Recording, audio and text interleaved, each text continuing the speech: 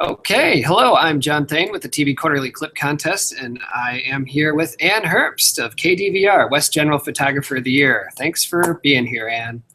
Thanks for having me, John. You're looking Yeah, good.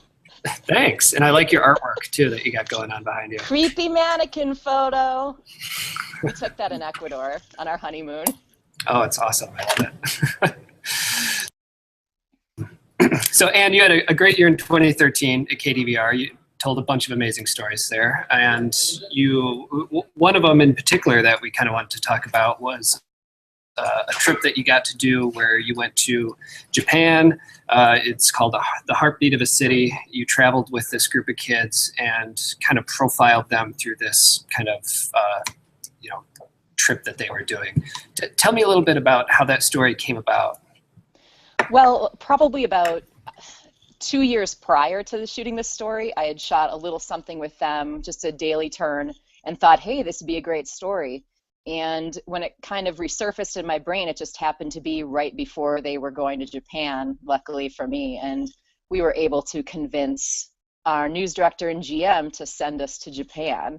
So I had shot some in Denver beforehand, kind of getting the background on these kids, on these inner city kids going probably out of the country for the first time, most of them getting on a plane for the first time. And that's kind of how it came about. I shelved a story idea for like 2 or 3 years, as I'm known to do, and I went after it. And I was lucky that it happened when it did, when I went after it.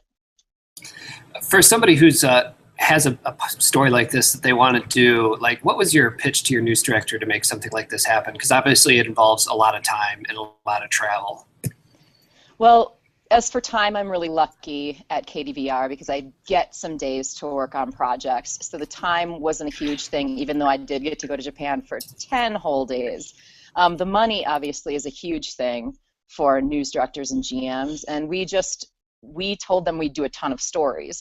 We did some economic stories when we went over to Japan because it was the first time that there was a nonstop flight between Denver and Japan. So we talked with the mayor when we were over there and did some kind of ambassador type stories.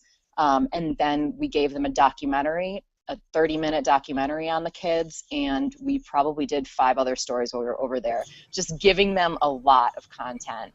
Right, really a lot of bang out. for And their they buck.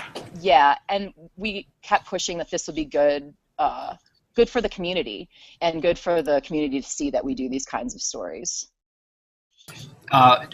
What do you think to you made that that story a winner? What was it that you did right on that story that really worked? I think that we picked some good characters, and we went into it thinking that certain people were going to be our characters, and we kind of dropped that idea once we got to Japan. And we kept certain people along for the ride, people that we had interviewed in Denver, but then we heard of a great story of a kid who had been homeless the year before and had flunked out of high school and went back and made it on this drum line. So it was just, I think what made it successful is that we were willing to ditch our initial idea of what was going to be great and just went with someone that made the story a whole lot better. And we really stuck to our guns. Like we worked our butts off over there, and we hung out with those high schoolers quite a lot. And I think just dedication to the story made it a pretty good story. Do you find that a lot on stories? Not necessarily an in-depth process, but sometimes you do have to ditch your original story idea. Oh yeah, that's huge. I always talk with the guys that I work with and girls that I work with about kind of rolling with the punches and going where the story takes you instead of going in there with this very rigid idea. I often go in with a very rigid idea and never come back with what I thought the story was going to be about or who the characters were going to be. How long did you end up working on that story in particular? I know you mentioned you did a lot of stories over there, but do you remember in that one in particular? It looked like a pretty involved edit, like you would have spent some time in the edit bay with that one. Yeah, so I would say I started shooting that story in maybe March, and they went to Japan in July or late June. And we came back and we edited some daily turns over there, and we came back and I wrote the big story. I can write pretty quickly. I edit a lot slower than I write. And we didn't take a whole lot of time once we got back. We needed to get it up. It was kind of one of those, like, you guys can't sit on this forever. So everything pretty much aired within 2 weeks of us getting back, I think. Now, that's kind of a unique skill set in photographers, although we get asked to do more and more all the time, but you've kind of made yourself stand apart by doing a lot of one-man band type stuff and doing a lot of writing. When did you start to make that transition between just being a photographer and doing more writing? Well, I've always done the writing ever since I started in this job in Wichita, Kansas. I did it in college, obviously, and I was a newspaper reporter before I was a television photojournalist, which is really kind of an odd path. But I felt like it was the way to set myself apart. I'm not this crazy amazing photographer. I think I'm sufficient at editing, which helps kind of hide my photography mistakes. But the writing is something that I've always loved, and I've grown to love it even more. I love helping people with their writing. And I think it's important. If you think you're able to do it, you should always take a stab at it. You're able to do it. I try, yeah. Well, and I look at your stories all the time to see what I can be doing better, because you've set a really high bar there, especially with that piece. That was a really cool in-depth piece. And yeah, very, very nice. Where was I going with that?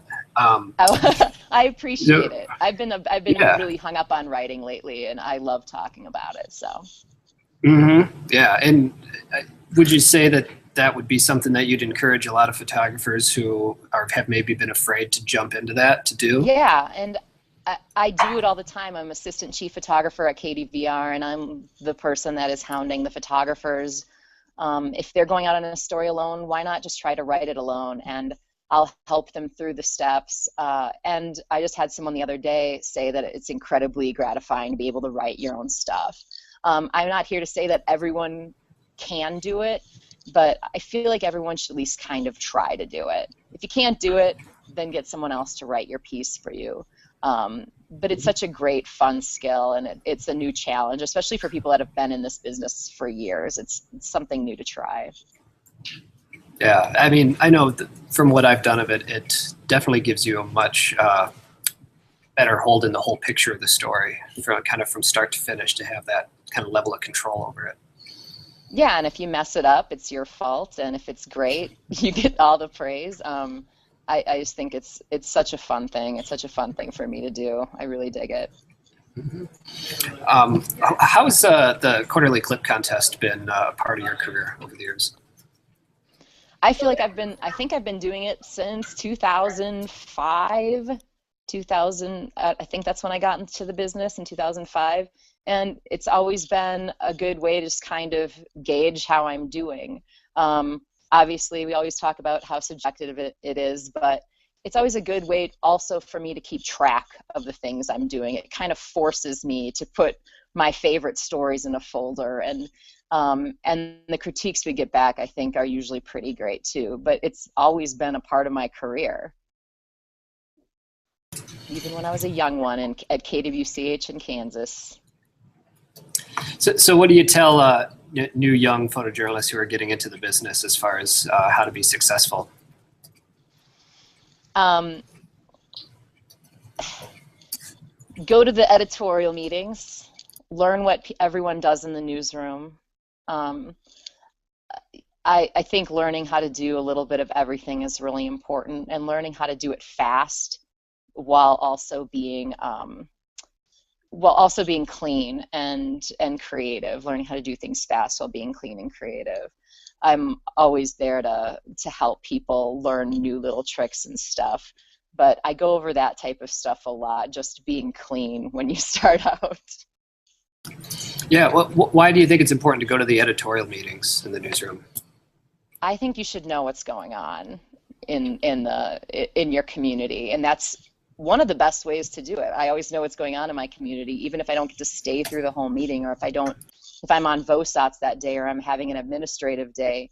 I always go into the meeting to make sure I know that someone just escaped from jail, or there's a huge wildfire, because sometimes you don't get a chance to even watch your own news.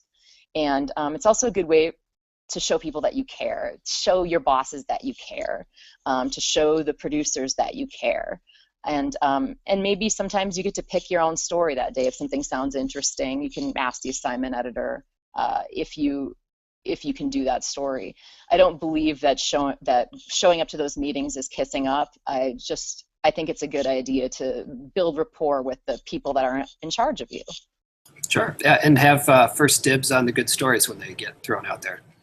Yeah, unless something crazy happens before the end of the meeting and you have to go to that.